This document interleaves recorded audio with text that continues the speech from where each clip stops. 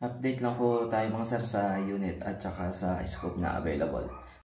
So, meron po tayo ditong FX Impact M3 Black. So, ito po ay 700mm ang barrel. Meron siyang kasamang magazine. Meron din itong case. Kung gusto nyo, sa inyo na yung bipod. All black po ito na M3. So, yan po ay kararating din lang. Hindi pa rin natin natatest kasi wala pang buyer. Then meron din po tayo ditong FX Maverick. Ito po ay BP version. 600mm ang kanyang barrel at ang kanyang tank ay yung aluminum. Walang coat ng carbon fiber. So ayan po ang dalawang unit natin na available. FX M3 all black at FX Maverick BP. Then, sa scope naman po, meron tayong tatlong variety ng available. So, una po natin dito is ito, Element Helix. Ayan po siya. So, ito ay 6-24 by 50. Ayan, ito yung box niya. Ito ang kasama niya. Yung sticker, yung manual, yung panlinis. Bukod dito sa rubber na lens cover, meron din siya nito. Yan, may nakalagay pang element. Okay, so dalawang piraso yan. Ang flow nga lang nito, etong nasa unahan, ito medyo maluwag to ng konti. Hindi ko rin alam kung bakit. Ang extra sunshade. Ang element helix, itong helix po, wala kasi itong kasamang wala itong kasamang mount. Pag binibili mo yan, wala yung mount. So ito lang talaga. No? So, pwede mo siyang gamitan itong Discovery na low mount or pwede rin itong ating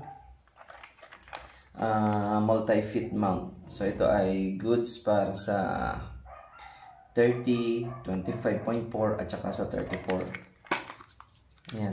So meron siya mga kasama ganito para kung mas maliit yung diameter or yung tube. So, ito, pwede natin isama dito sa Element Helix. Or pwede rin naman yung sa Discovery. Pero yung sa Discovery kasi ayun yung low mount nila. No, at fit lamang siya para sa 30mm. So, ayan yung ating Element Helix. Ito. And maganda siya, malinaw. Talagang yung nakikita nyo sa mga vlog ng mga foreigner.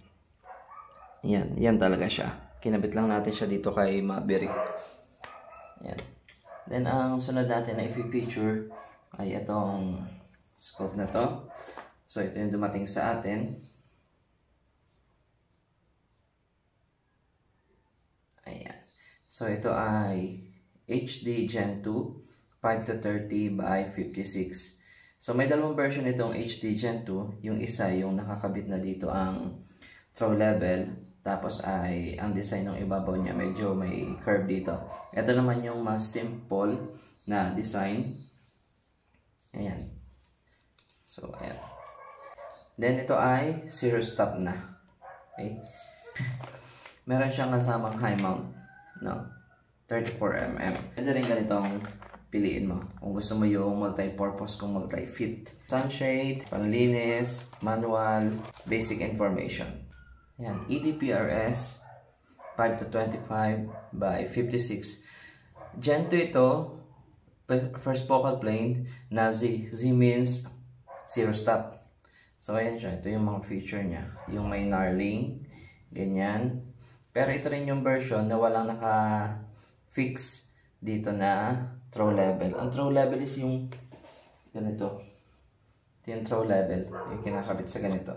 Ayan. So, yung isang version ng EDPRS, naka-fix na to. Ito naman yung nare-remove. Then, illuminated reticle. Ito ay medyo mahaba. Medyo mahaba ang EDPRS. Mas mahaba si EDPRS kumpara kay HD Gen 2. Yan, mahaba siya ng konti. Side view. Ayan. Ayan. So, umiilaw naman siya. Nakita niyo may cross sa loob. Ayan. Ang kasama sa EDPRS ay yung panlinis, manual, basic information, flip cover. Ito yung flip cover niya. Meron siyang flip cover, harap likod. Meron siyang kasamang sunshade. Meron din siyang kasamang leveling kit. Meron siyang panlinis na ganito, pen. Then, yun nga yung kanyang throw level dito. At yung kanyang scope mount. High mount po ito, 1.45. So, pwedeng yung ganito na matataas kung gusto mo.